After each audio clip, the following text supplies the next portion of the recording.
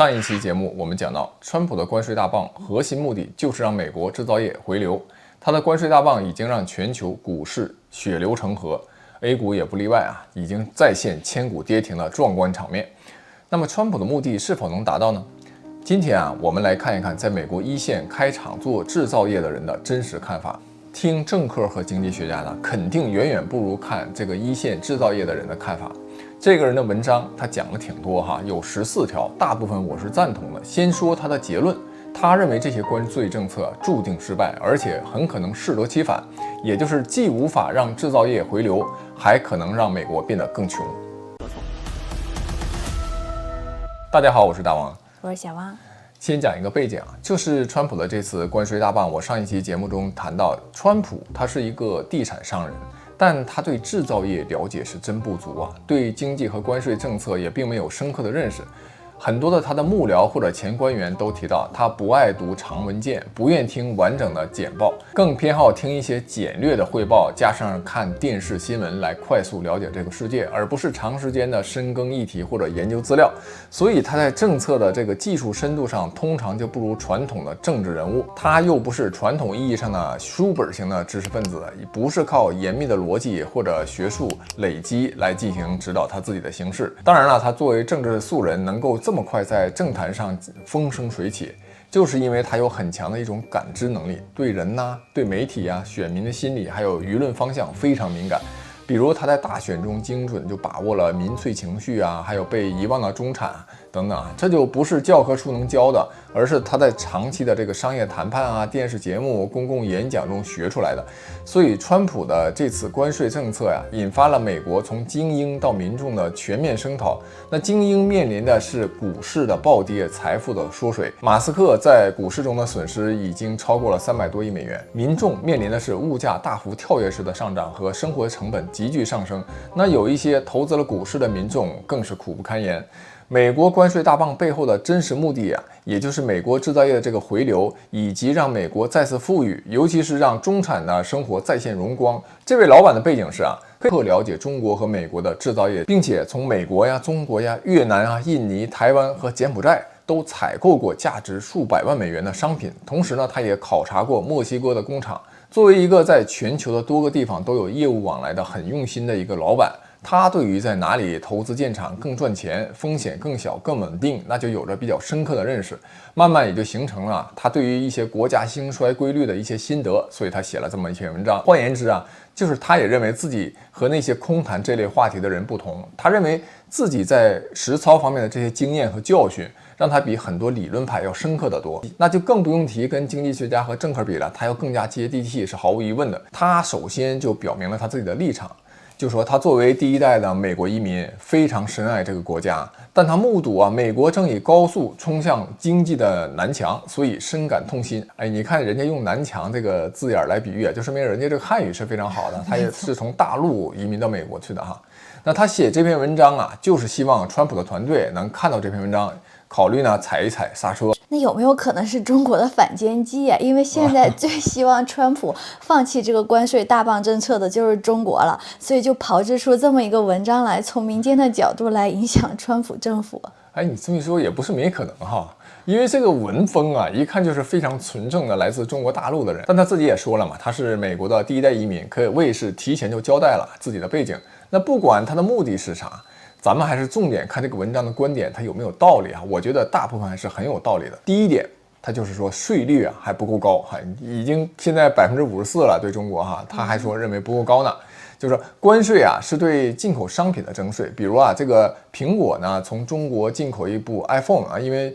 苹果手机实际上是中国大陆很多都是在大陆生产的，那需要向美国政府申报它的海外生产成本。假设这个成本是100美元的话，假如征收54%的关税，那苹果呢需要向中国厂商支付100美元，同时呢向美国政府缴纳54美元。那原本100美元的 iPhone 呢，现在就成本变成了154美元。按照这个行业的惯例，苹果呢往往又会以双倍的价格，也就是308美元卖给零售商，那零售商呢再以双倍616美元卖给消费者。但是iPhone 所有的生产所需的零部件的工厂几乎都在亚洲，即使有关税在中国组装 iPhone 也比在美国便宜。那它这个双倍价格卖给零售商的说法也不太对吧？那美国也不可能这么定价呀。对，他这个说法明显是有问题的啊。iPhone 手机呢，其实定价肯定要比他说这个复杂的多。他这个应该只是考虑了这个制造的成本。其实 iPhone 这种产品肯定是要综合考虑研发费用啊、软件和系统生态啊、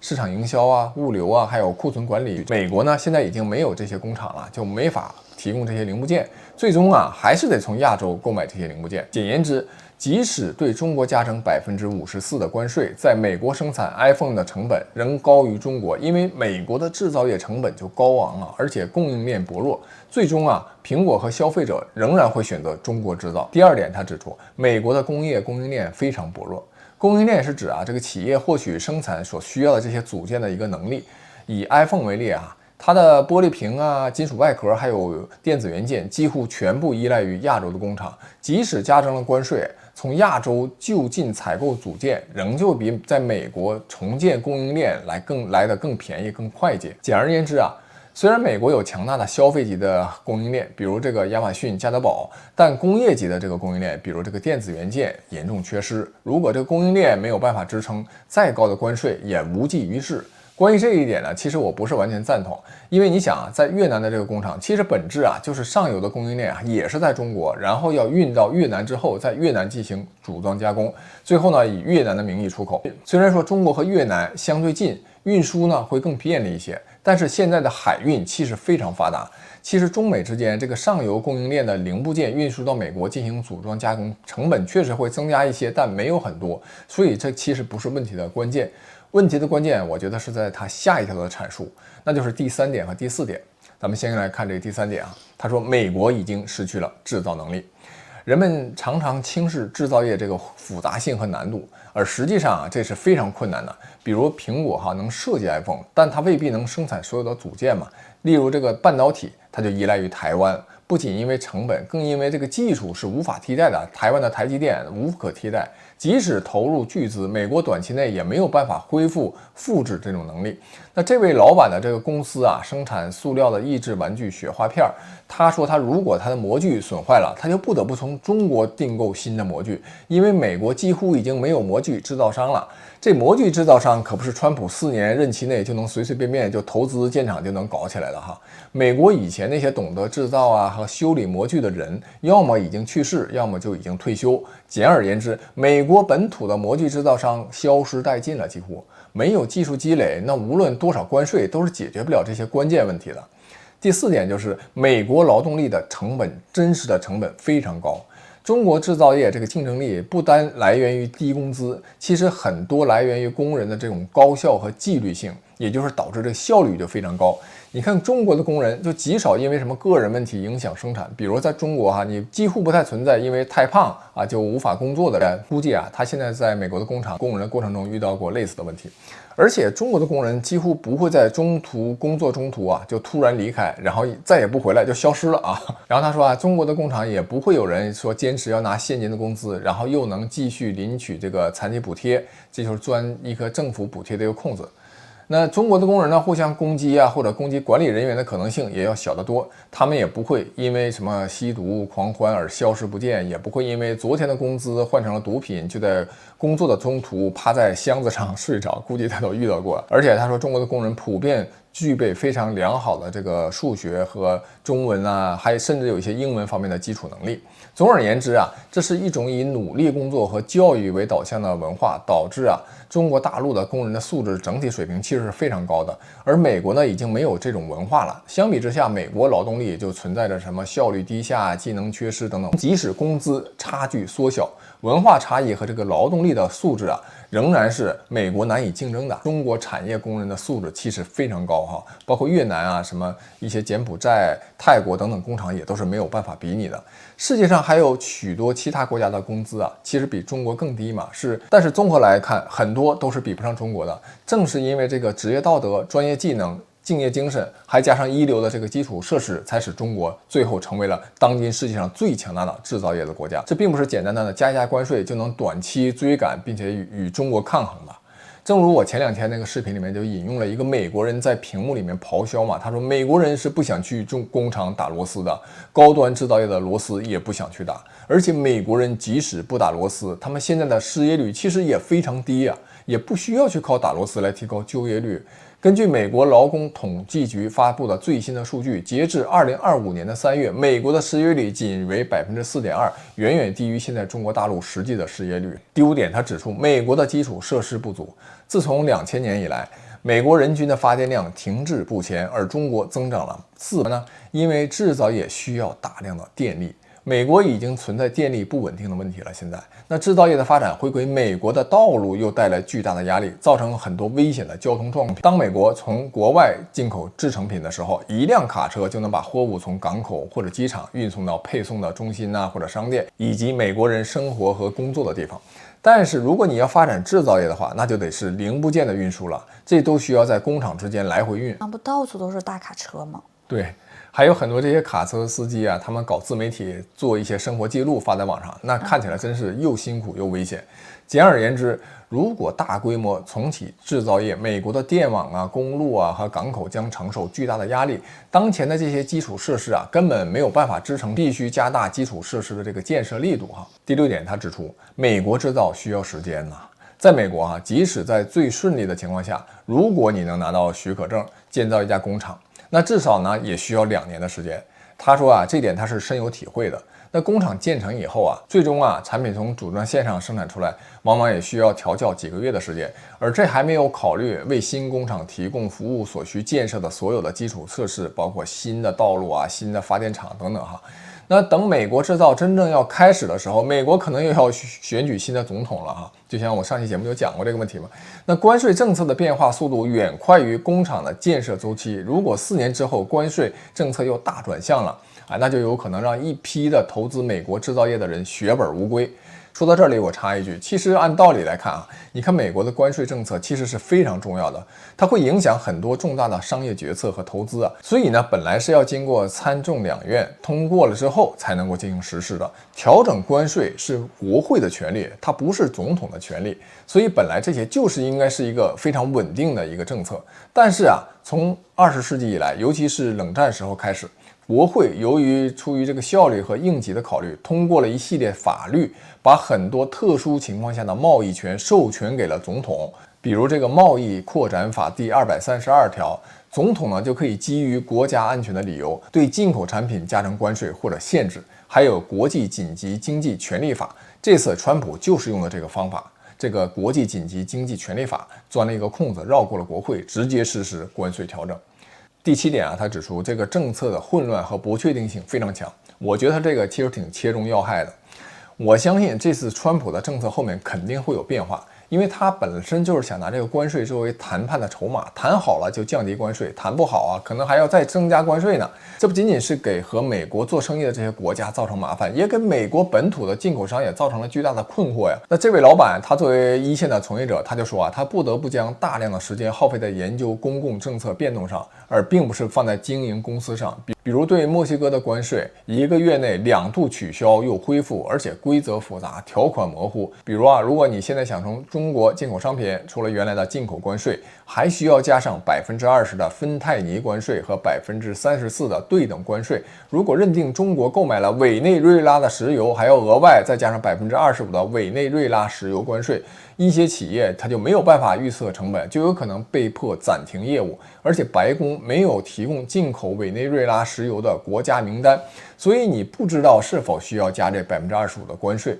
而且由于政策表述又不明确，你也不知道这些关税什么时候会生效。因此你既没有办法确定，也没有办法准确计算成本。没有办法计算成本，那对企业来说是非常可怕的。那对于扩大生产和进口那就风险非常大。而且这个进出口贸易，大部分的进出口利润它也不高也许一笔生意就可能把1年的利润都赔进去。第8点，这个非常关键，美国人不想从事制造业，这一点非常重要，非常真实。多数的美国人现在追求的就是低犯罪率、优质的教育和医保，而并不是在什么寒冷的工厂中组装零件。这位老板说，他曾经尝试在中国的工厂工作过，但是仅仅4个小时就因为体力不支放弃了。说当时正值寒冬，工厂里面非常冷，这位老板不得不蹲在一个小凳子上，弓着身子，用手指来组装小零件，速度呢只有旁边女工的1/4。制造业的这个艰苦其实远超想象。美国社会早就已经习惯了什么办公室工作和虚拟经济，这可比制造实实在在的产品要容易得多了，就是体力上就消耗要小得多。第9点，他指出美国的劳动力数量和技能双重短缺。其实前面也提到了这一点。现在中国有超过10亿的制造业的人口，但是美国呢，实际上只有1200万人在找工作，也就失业率只有4%左右。更关键的是，美国缺乏熟练的工人和管理人才，金融房地产等高新行业吸走了大量的人才。暂且不说这美国劳动力相对较低的效率，而且这个低端制造业现在连中国都在淘汰，你美国却试图用关税来换回这些低端制造业的这些岗位吗？实属荒谬。我看过那个纪录片《美国工厂》，然后就是讲那个福耀玻璃在美国建设工厂之后，然后遇到的各种问题嘛。我印象特别深的一个是老板曹德旺，然后他首先在美国建厂的一个前提条件是，就是工厂不能有工会，有工会他就立刻撤资。对。在福耀美国工厂遇到的很多问题，在中国大陆是不存在的。这个纪录片后来还有后续呢，就是它基本上现在已经全都在用工业机器人了，只有极少的机器人管理者和极少数还没有被机器替代的环节的工人在这里面干活。这可能才是美国制造业回归唯一的方式。其实，即便以这种方式回归了美国的制造业，但是呢，美国的中产阶级和工人也没有得到更多的就业机会因为都用机器人了嘛。紧接着，咱们就谈谈第10点。第10点他就也谈到这个问题，就是自动化也救不了美国。刚才我们提到那个美国福耀工厂不已经用工业机器人替代大部分的工人了吗？但是在这方面其实中国更强。这个老板这个文章里就是说他说中国每年安装的工业机器人是美国的7倍，而且成本更低。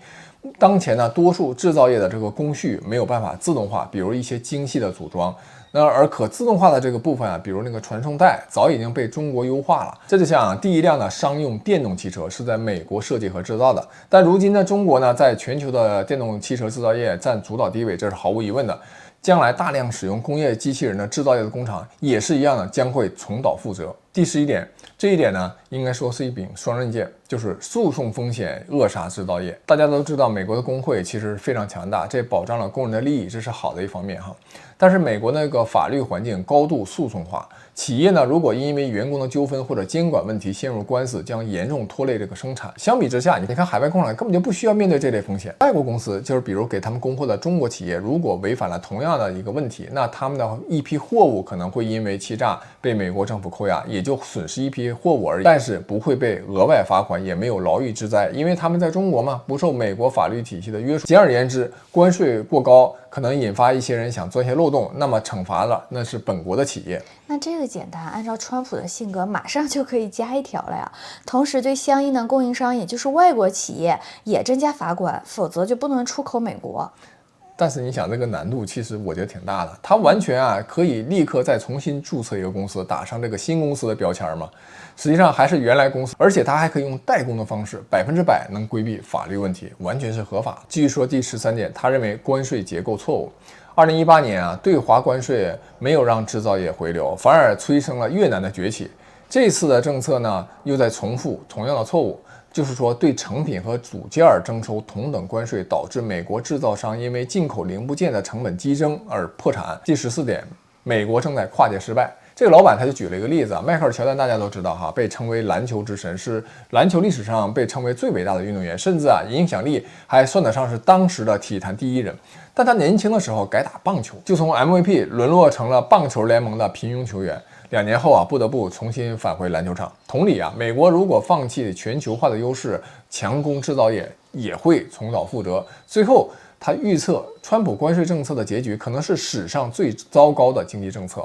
如果持续这个推行，美国将陷入衰退。那制造业不仅不会回流，反而会加速向越南墨西哥进行转移。中国已经为贸易战准备了8年，对美国出口依赖度已经大幅降低了。电动汽车等等产业正征服全球市场，没有美国市场，还有韩国日本欧洲是吧？最近中国大陆和日本、韩国走得非常近。而且人民币的国际化也会加快。但是呢，美国在这个过程中就可能被排除在外了。当然了，他也指出美国作为世界第一强国，确实是需要保持制造业保持强大的。如果关键的物资，比如半导体药品军事方面等等一些制造业的环节都严重依赖于外国，那将受制于人，这是毫无意外。第二点就是会促进创新，本土制造便于技术的迭代，比如无人机机器人还有军事装备。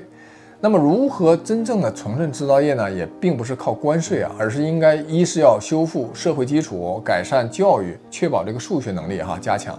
又降低医疗成本，打击犯罪和毒品。二要差异化关税，征收高关税，但是要豁免关键零部件，允许出口退税。这个老板因为他在美国就是从事制造业嘛，所以他深有体会。第三点，政策的稳定性，以法律的方式逐步提高关税，还是要通过国会而不是这个总统的行政令。这样呢，所有的制造业的厂家和进出口贸易的商人都会对未来有一个明确的预期，可以安排自己的商业计划，这样就会循序渐进。稳定是市场和投资最核心的基石这是不变的真理。第四点就是要引进技术人才，美国急需在为时未晚之前纠错。怎么听起来有点像搬起石头砸自己的脚的那种感觉特别有外交辞令的意味。所以我觉得，如果这篇文章真的是来自于中国大陆，就想策反美国内部的那个意思的话，那最后这句话确实有点画蛇添足，此地无银三百两了。不过这几天我看川普在接受访问以及他在社交媒体上这个发言的帖子，貌似非常轻松，其实他现在压力肯定非常大。你想，美国股市暴跌那损失最大的就是美国的这些精英和富豪大概率一个都在背后骂娘呢。我也是。包括马斯克可能都对川普不爽了。而且川普你看他虽然看起来固执，但在关键时刻他也能转弯的，在各种压力下做出各种政策调整，而且往往还能自圆其说。比如他可能就会说我以前出台这些政策是有理由的，那现在我改变这个政策也是有理由的，而且每次转变我都让美国得到了利益，我是双赢，赢2次不知道他和金灿荣谁学了谁？双赢就是你们赢2次。